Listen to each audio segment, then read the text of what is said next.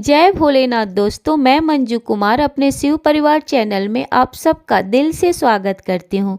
कैसे हैं आप सब? तो ये बताने के लिए कमेंट बॉक्स में जय भोलेनाथ ज़रूर लिखिएगा।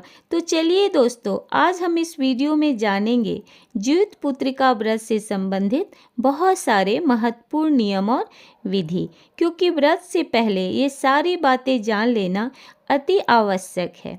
तो इस वीडियो में मैं आपको बताऊंगी कि इस साल पहली बार आप व्रत उठाएं या नहीं, बेटी के लिए जितिया का व्रत रखें या नहीं, जितिया के दिन सिंदूर लगाया जाता है या नहीं लगाया जाता है, जितिया के दिन बालों में कंघी करनी चाहिए या नहीं करनी चाहिए, जिसकी सास नहीं है उनको व्रत कैसे करनी है और जिनकी सास है उनको कौन सी नियम विधि से व्रत करनी है।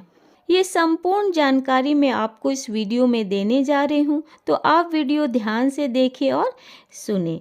ज्यूत पुत्रिका व्रत अर्थात जितिया, जिसे खर जितिया भी कहा जाता है, वह अश्विन मास की कृष्ण पक्ष की अष्टमी तिथि को मनाया जाता है।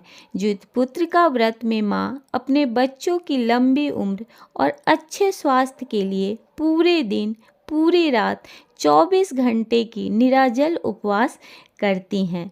यह सबसे कठिन व्रतों में से एक व्रत है। इन 24 घंटों के दौरान माताएं दातुन तक नहीं करती हैं, यानी खर भी मुंह में नहीं डालती हैं। इसलिए इस व्रत को खरजितिया भी कहा जाता है। यह व्रत 3 दिन का होता है। सप्तमी से शुरू होकर नौमी तक व्रत चलता है।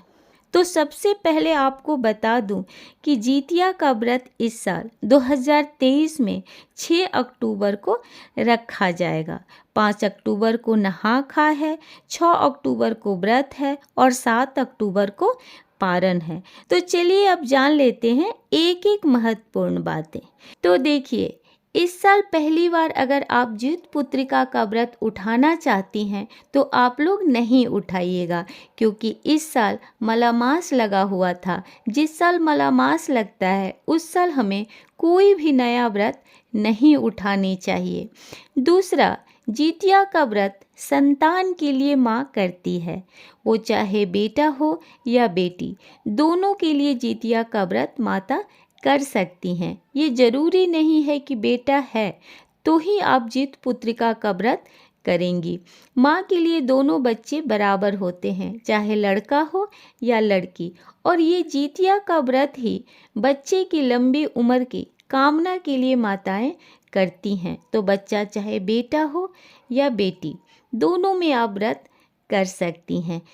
अगर आपको बेटी है तो भी इस व्रत को आप निसंकोच कर सकती हैं। बहुत जगहों पर जितिया व्रत के दिन शाम में नहाने के बाद जिनकी सास नहीं है वो सिंदूर नहीं लगाती हैं, और जिनकी सास हैं वो सिंदूर लगाती हैं। ऐसा रिवाज होता है उनके यहाँ का।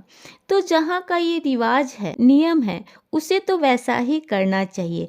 पर हमारे यहाँ नहाने के बाद, खासकर सर से नहाने के बाद सिंदूर तो ज़रूर लगाया जाता है। और जितिया के व्रत में तो बाल से ही शाम में नहाया जाता है। उसके बाद जितिया का पूजा होता है। तो वैसे भी पूजा पाठ में बैठने से पहले हमें सिंदूर बिंदी लगाकर ही बैठना चाहिए। तो आपके घर परिवार में जो रिवाज है आप वही कीजिएगा।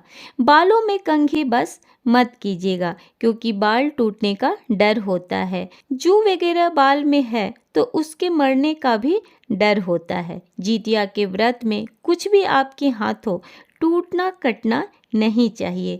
जू चींटी वगैरह भी नहीं मरना चाहिए आपसे। इसलिए नहाकर बाल को ऐसे ही छोड़ देते हैं, पोंछते भी नहीं है, खासकर जिसकी सास नहीं है।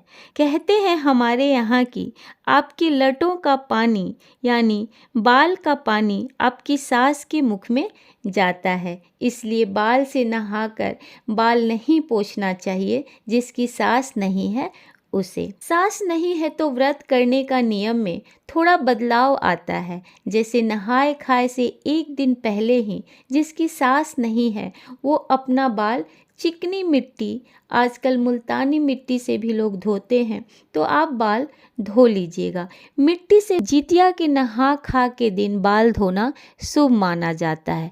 मिट्टी से ठंडक मिलती है बालों में, इसलिए कहते हैं कि आपके औलाद जूड़ जियस रहेंगे, उनको जीवन भर शीतलता प्रदान होगी, वो सुखी रहेंगे, खुश रहेंगे। इसलिए माताएं जितिया के नहा खा के दिन मिट्टी से बाल धोती हैं। इस साल 5 अक्टूबर को नहा खा है, तो बिना सास वाली महिलाएं 4 अक्टूबर को ही बाल धो लेंगी। मान्यता है कि नहा खा के दिन बाल धोने से सास के मुख में मिट्टी जाता है, इसलिए एक दिन पहले ही नहा खा से वो बाल धो लेंगी।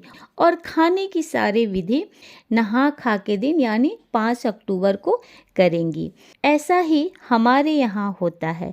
नहाए खाए के दिन आप सास के नाम का सीधा निकाल कर ब्राह्मण को या ज़रूरतमंद को दे सकती हैं, जैसे आटा, नेनुआ की सब्जी, चीनी, नमक, हल्दी, आलू वगैरह।